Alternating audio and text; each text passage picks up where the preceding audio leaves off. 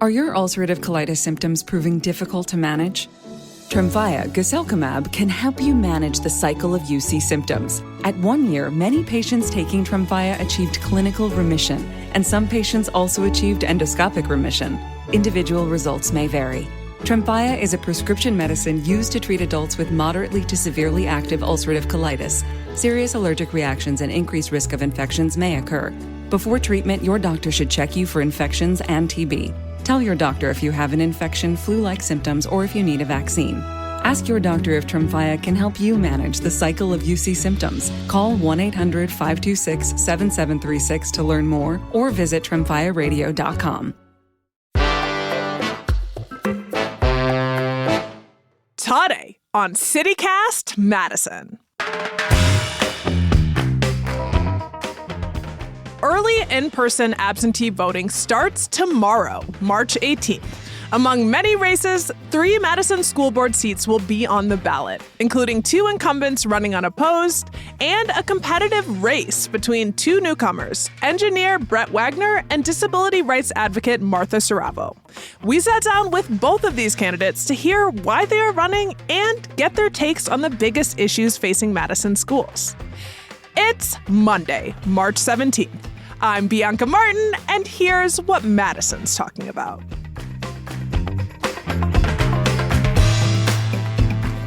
All right, in the spirit of fairness, I'm flipping a coin to determine who we'll hear from first. If it lands on heads, we'll hear from Martha Saravo. If tails, it'll be Brett Wagner. And I've got a witness. Here with me is our executive producer, Haley Sperling. None of you guys can see the coin, but she can. Can you see the coin, Haley? I can see the coin, yes. Okay, you're going to keep me honest. Yes, this is all in the spirit of fairness. This is how elections work. Yes, we're flipping a quarter, and it's South Carolina. Let's go. 1, 2, 3, boom. Y'all heard it? And it fell. And we've got tails. Tails. Brett Wagner will be the first person you hear from. Here we go.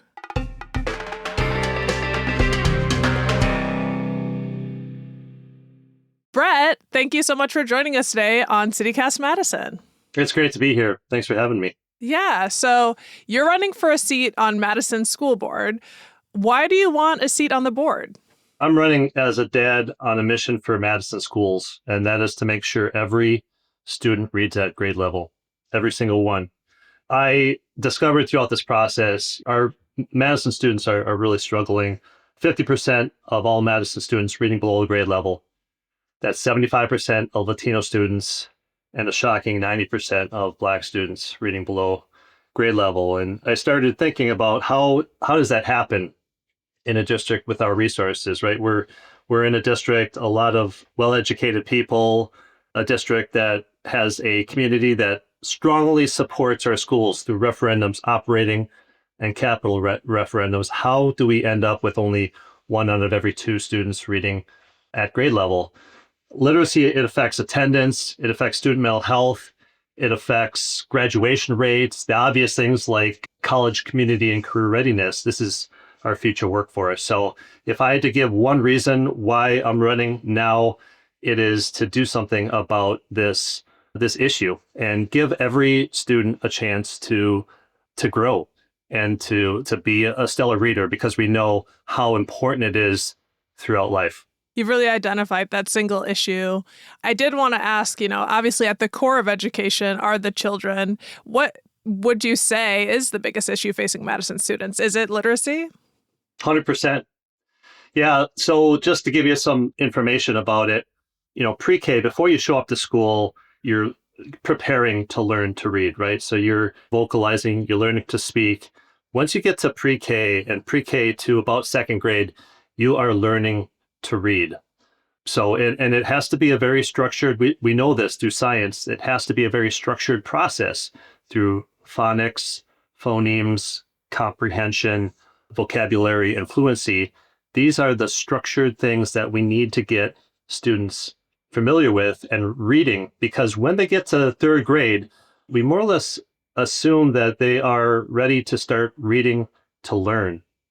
And if the student is not reading at grade level, by third grade, there is a 75% chance that they will never catch up in life. There's an urgency there that I think everyone appreciates the importance of literacy. And there are a lot of things that the district needs to do, a lot of priorities, but I'm saying that this is not only important, it is absolutely urgent. And it is, in fact, the most urgent charge or challenge in our district. Man, you just answered my next question, which was aside from students, it takes a village, many people and facilities to have our schools function. We wanted to ask you what the biggest issue is facing the district. I think it's really important to get across the point that we all love this community. I mean, Madison is great. My wife and I moved back here in 2007. We actually both graduated from the University of Wisconsin-Madison. I graduated with an engineering degree. We went off for a while and lived other places, but we came back to Madison because we recognized how special this community is. We all love this community, and that's, I think, what really makes it so special. I love the teachers. I, myself, am a former teacher. I taught high school science, where the student population was 99% minority, 93% economically disadvantaged, and was still able to get results. So I know what works in the classroom, and most importantly, I know how hard that work is in the classroom. So I love all of our teachers, our kids. I've got 2 kids in district. They've had excellent teachers. I respect Dr. Gothard. I respect all the individuals who are working in and around our district. What we have is a system challenge, and the system, perhaps through inadvertent decisions or not making decisions, through like workarounds and other things that we have just been trying to keep our heads above water, that has created a system that is not working for students, and it's clearly not working for half of students when they're not reading at grade level. So I just want to get that across, that I love what the people are doing. There's no doubt in my mind that the board does everything it can, incredibly passionate and generous individuals to give that amount of time on the board to help direct our district. At the same time, we need intentional and careful redesign of some of the aspects of that education system. So you asked all this to get back to what could the district be doing more of. 3 years ago, they made a very important and intentional choice to move to science of reading, or what's known as structured literacy. And that structured literacy incorporates really important elements that we know are absolutely necessary for students to learn. Phonics is the big one, but also phonemes, and then there's fluency, comprehension, and vocabulary. Can you tell me what phonemes means? Phonemes is taking multiple letters and sounds, multiple sounds, and combining them together. Okay. So if you think of a letter, multiple letters, a letter has sounds.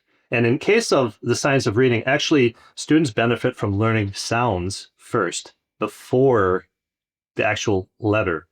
And so what phonemes is bringing that together, and it's kind of like the building blocks of being able to sound out words. And what we knew is that students struggle when using other techniques, what's known as balanced literacy or whole learning.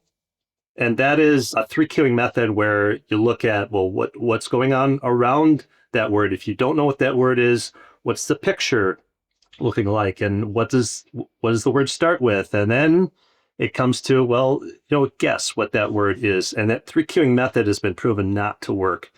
It's phonics and phonemes, and the building blocks of being able to sound out words is what is absolutely critical. So the district made that decision a number of years ago.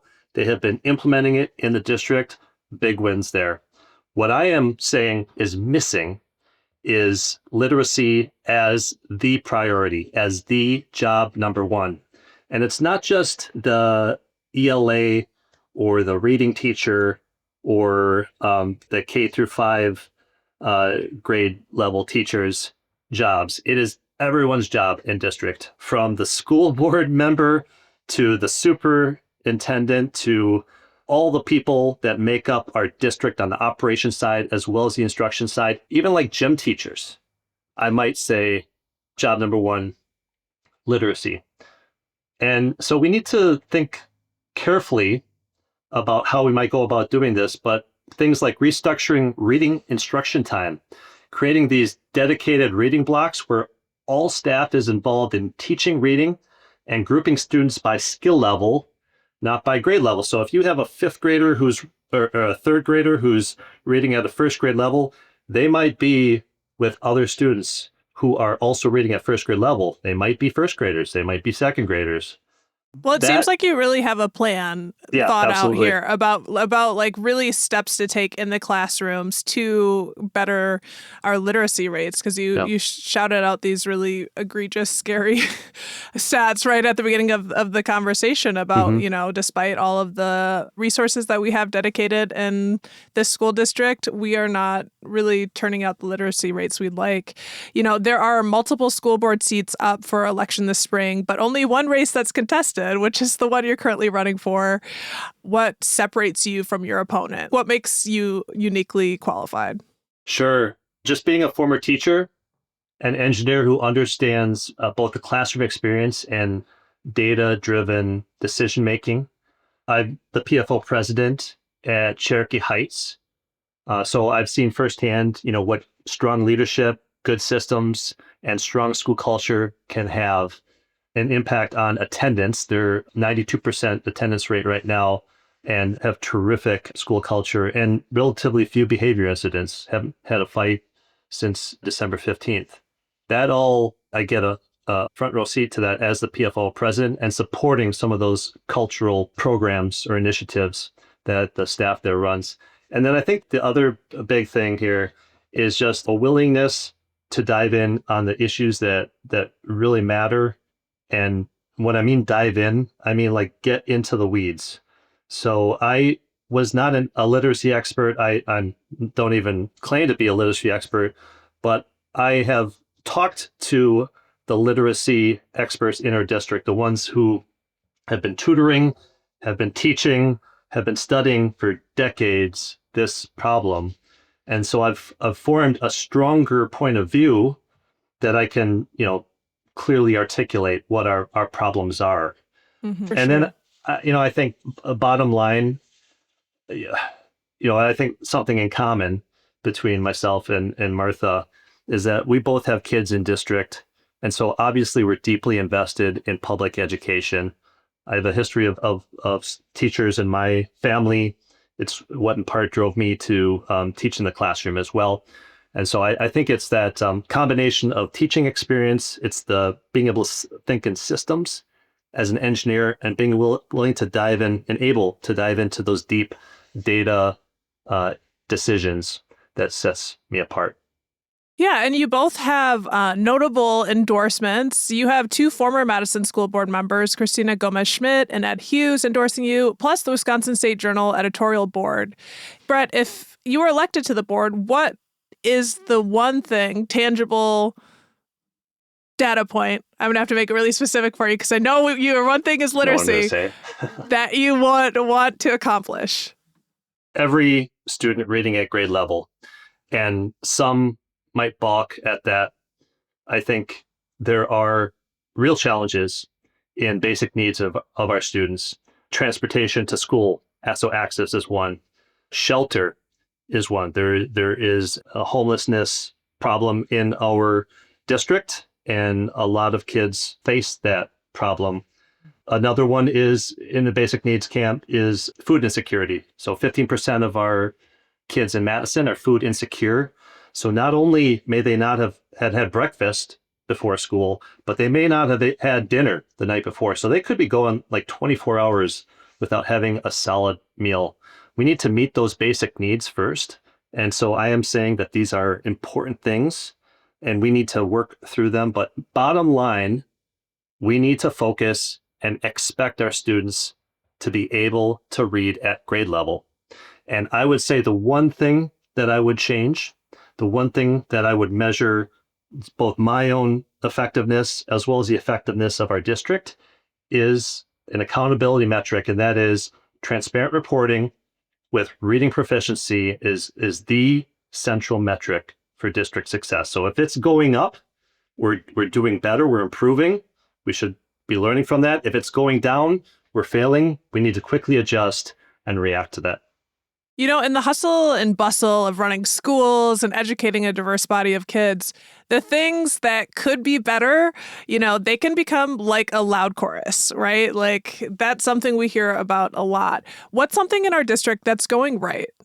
I think MMSD does a really good job at building strong and investing in strong community partnerships. So we're working with EW Health for school-based health services, Junior Achievement. It's an organization that I'm a board member on and have volunteered quite a bit for. Their partnerships bringing real-world experience to classrooms in financial literacy, in entrepreneurship, in career readiness. The Boys and Girls Club, providing after-school programming, which is important. We know a lot of these kids, they need something to do after school and on weekends and during the summer months when they're not in school. They also get tutoring there. And then United Way, collaborating, supporting early literacy organizations or groups like Schools of Hope and the Start Literacy Initiative coming out of Goodman. So there are some really great examples of strong community partnerships that help us to be better, and I think overall make the community of Madison be better. Well, before we let you go, briefly, is there anything else you want voters to know about you? I think one of the things that I hit on earlier, it is the connection point between literacy and these other things like chronic absenteeism, which is top of mind for many. There are some grade levels, some groups of students that are well over 50% chronically absent, which that's basically means that they're missing more than 10% of the days of the year.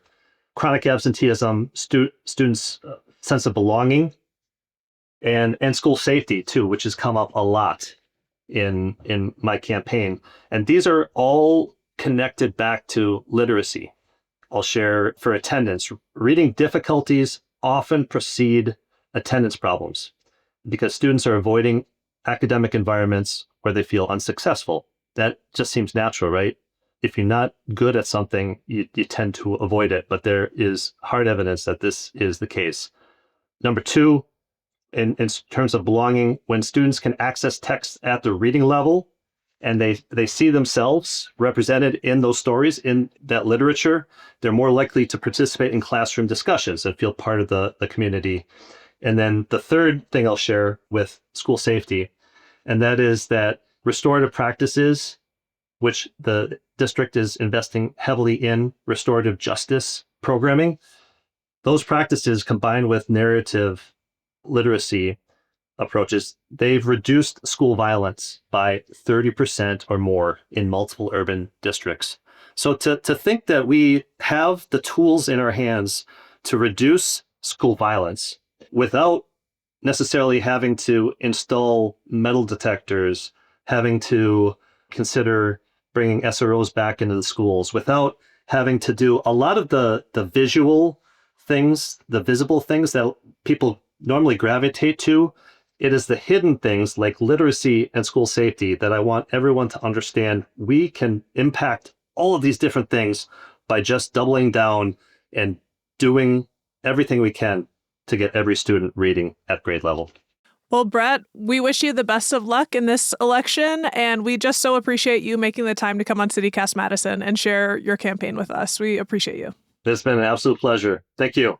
That was Brett Wagner, candidate for Madison School Board. Up next, you'll hear from the other candidate vying for Madison School Board's open seat number 3, Martha Saravo, a disabilities rights advocate. But before we get to that, let's take a quick break.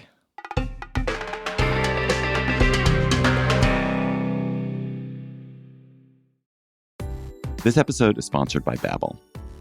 Are you holding back on foreign travel plans this year because you're afraid of the language gap? I'm not, because I have Babbel. I'm David Plotz, the CEO of CityCast, and I'm learning Spanish on Babbel, getting ready for a trip to Mexico City. Babbel is the language learning app that gets you talking.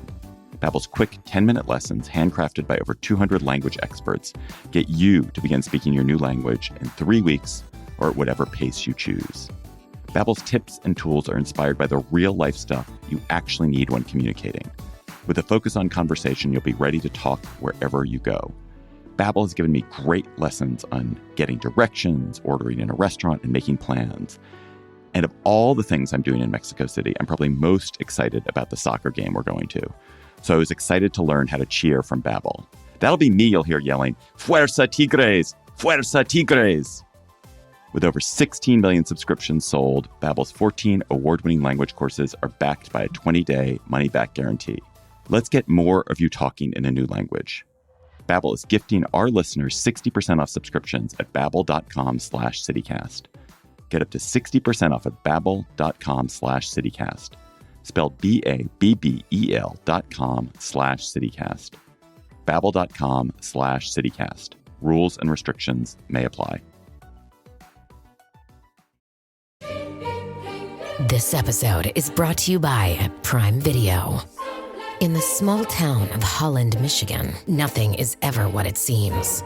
Behind the tulip festivals and pretty houses lay dark secrets that threaten to tear a marriage apart. Nicole Kidman stars in this darkly twisted thriller about a wife and mother whose quest to uncover her husband's secrets may get her more than she bargained for. Holland, streaming on Prime Video March 27th. Martha, thank you so much for joining us today. Welcome back to CityCast Madison. Thank you for having me.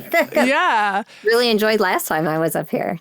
Yeah. So for those who have listened to the podcast in the past, they may have heard our episode about accessibility in Madison, where you were our guest. And we're here today to talk about the upcoming election. You're running for a seat on Madison School Board. So why do you want a seat on the board? I am a parent first. My daughter's in 6th grade. And I have just been going down the public education rabbit hole with a particular focus on the special education side of things, because my daughter has a lot of needs to have special education. And because of that, I got really involved with just how are we doing things collectively, and what does it mean to support our students? So once I started asking all those questions, I ended up getting connected to some other parents that happened to be in Madison as well. This is back in 2019. And we realized we were all in Madison, didn't know the other ones existed. And that's where Manitoba Mamas and Disability Advocates was born. So I'm one of the founding members of it. And through that, we really just found empowerment within each other's and within our personal stories. And we just started working together. How can we make things better for everybody? Because I think that's how parents start, is what is my personal situation? What can we do to be creative, individualized, and do our best? And then how do we make it better for the next one that comes along after us? And make it more holistic in nature, too. I hear that all the time from parents. So my interest really just really dove in hard when I started working with other parents. So I'm the one who goes to IEP meetings. And can you define that? Yeah, sorry. Yeah, IEP meetings, individualized education plans. That's special education. Special education in and of itself has a lot of different things that we can focus on. And it's very complicated. And it's hard to take it in when there's not a lot of resources that are brought to the table naturally. So you just have to learn everything really fast. And when you go into a meeting, you're part of the team, but you're also learning in real time as well. And so it's really hard to do. And it's nice to have another parent who's been through it that you can connect with and kind of get some more real time, validate feelings, validate that you as a parent are an equal member of the team, and what you say and how you're viewing things are incredibly valid. But a lot of it is around communication, I have found too, because sometimes there's a disconnect. Teams no longer working together. I've been there. I've had an advocate at the table with me before. I really appreciated the value of that and making sure that I felt that my voice was heard, but it was also being supported by another person in the room that wasn't just part of the school staff.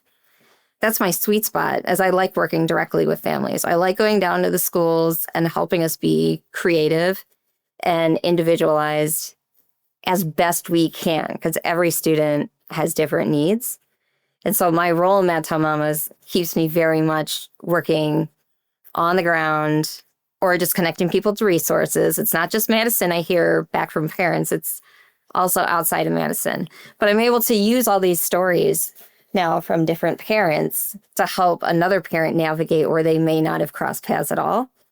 And I wouldn't have the knowledge that I have if I had never worked with another family with their very specific needs that they needed in school for their child. Are you saying that you, with your experiences with Madtown Mamas, you want to bring that insight, like in terms of like why you want to sit on the board? You want to be able to bring that to the table? Yeah. And I would say that that's probably a niche that I have that is not on the board right now. Because of Madtown Mamas, and it's a nonprofit, I have just a passion for getting things done at the school level and making it work. And we can always do it and we can find it out. What does that mean when we're all working together to figure that out, even if it takes a long time? Well, so at the core of education is the children. So what do you think is the biggest issue facing Madison students today? I think we're not getting our strengths down as early as we possibly could. I really believe that if we brought in Universal Design for Learning, acronym would be UDL, that is a curriculum that tries to focus on students' strength as early as possible, which is really important since we are having a lot of more full day 4K in our schools. And we switched over to the science of reading with Dr. Jenkins was here. Dr. Gothard has kept that going. It's been showing positive trends for our reading and, in our graduation rates for students, but they could be better. And one way to get at that is to try to draw on the strengths of students as early as possible, like giving them different ways to show that they know the material, giving them different ways to access the material. And then what does test taking look like? Is it always multiple choice? Do we have chances to do more writing about it? Or how are we capturing that for each student as early as possible? And that actually complements our educators, because I think it kind of expands their wheelhouse of not just being tied to drawing student strength from using test taking, or the instruction they're giving is only, if you don't get it this way, I'm not exactly sure how I can reach you in another way. I think it expands upon their tool. That holistic. Yeah. Holistic education you're talking about. And, we're talking about students, we're talking about educators. Schools take many people and facilities to function. What do you think is the biggest issue facing the district? It's budget. That budget has been just the bane of our existence for such a long time.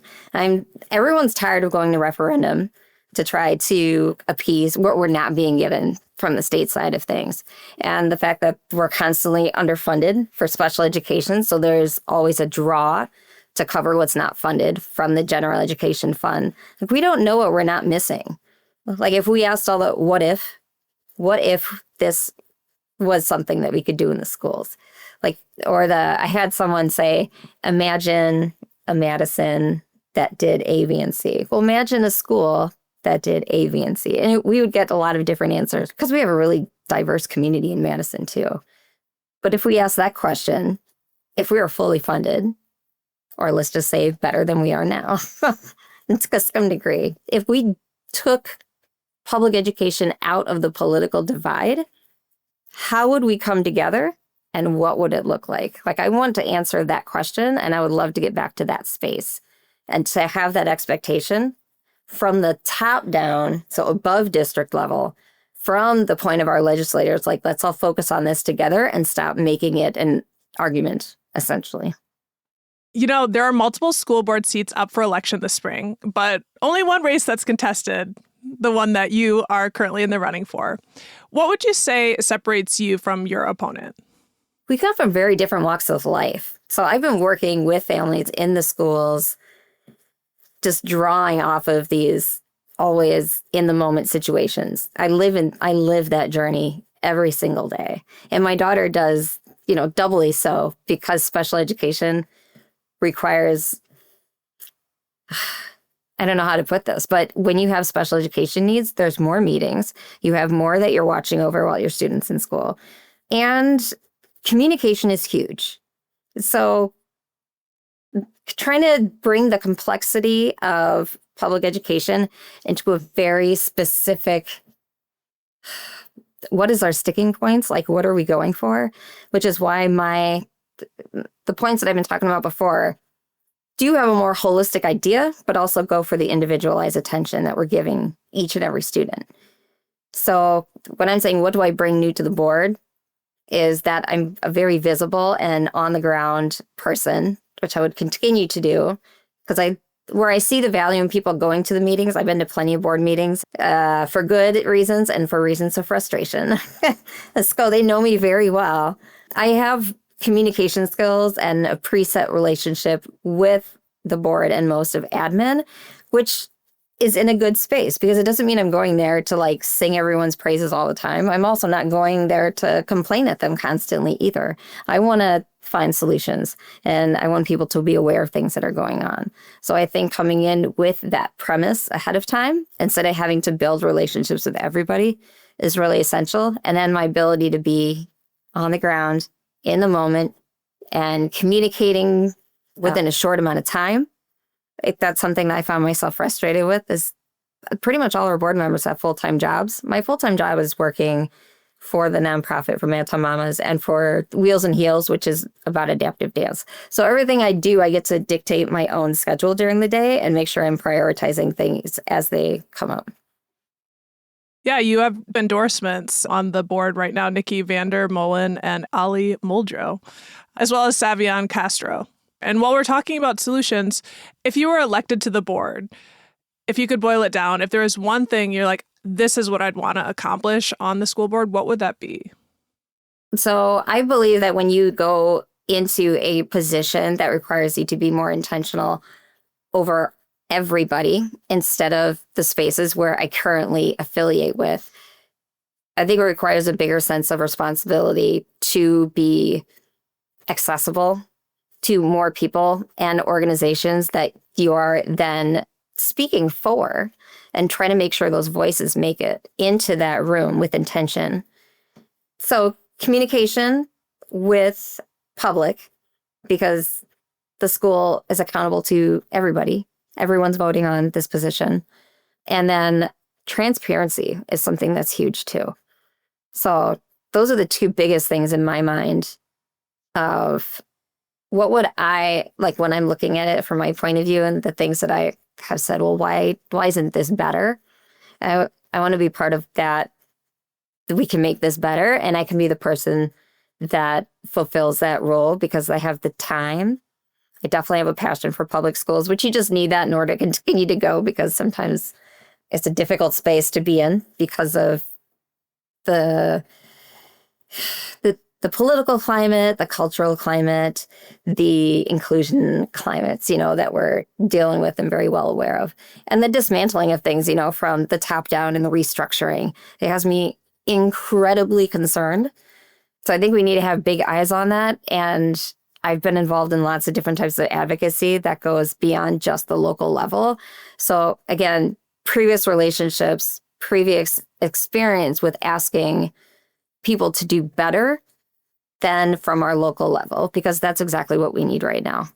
We can continue to do better at the district level, but our expectations need to be raised above it. And going from a more local position to one that has more responsibility, I think requires the board member to in turn do the same, to expect higher from their position on up. In the hustle and bustle of running schools and educating a diverse body of students, the things that could be better can become a really loud chorus. So what's something in our district that's going right? I think we have really good teachers out there that do amazing jobs. Being able to work directly with families and students, although I do get pulled into a lot of really challenging situations, I also get to see how creative and how passionate, and when you're a teacher, you're there for a reason, because it's hard every single day, and you're dealing with kids who are still growing. So I think we have some really great teachers out there. The teacher MTI, or teachers union, great, because I love being on the ground, making changes happen, and standing up for who I'm representing in that sense. And I've worked with them a lot in the past. as well when they've been making noise about certain things. I really appreciate that. And now that with the referendums that recently passed, the upgrades that we're doing to high schools and making sure that we're being holistic and creating a sense of belonging for students, I think is important when we are redoing spaces and making sure that we're also staying accessible to everybody. I use a manual wheelchair. I always forget to mention that because on here you can't see the entire me. So my aspect of getting into some of our school buildings, especially when they're older, once we have the opportunity to get things redone, part of that is something I really do appreciate on a personal note. Well, Martha, before we let you go briefly, is there anything else you want voters to know about you? Yeah, I hope that people are excited to have a board member that they can have access to on a daily basis. Not saying that the other ones are not, but literally what I do every day is to try to be out there for families, for students, and to continue to ask better of what we have in our schools. And I want to hear what everyone has to say, because I think listening and being an active listener is just important as doing the policy work behind everything. We need voices, and we need voices that are not afraid to reach out in order to make changes happen and to make sure we understand what's going on. And the adaptive dance stuff that I do is something that I like to bring up, because I also think that when I'm creating art through dance and I use my wheelchair, I'm asking people to look at me and to look at disability in a different way. And it's from a place of beauty and creative. And that's exactly what I want for our students. I want students to feel that they're being viewed as they authentically are, and that they're welcome to bring who they are to the table at any time. Martha, good luck with the election, and thank you so much for coming on CityCast Madison. Thank you very much. Love being here. Thank you. That was Martha Saravo, candidate for Madison School Board.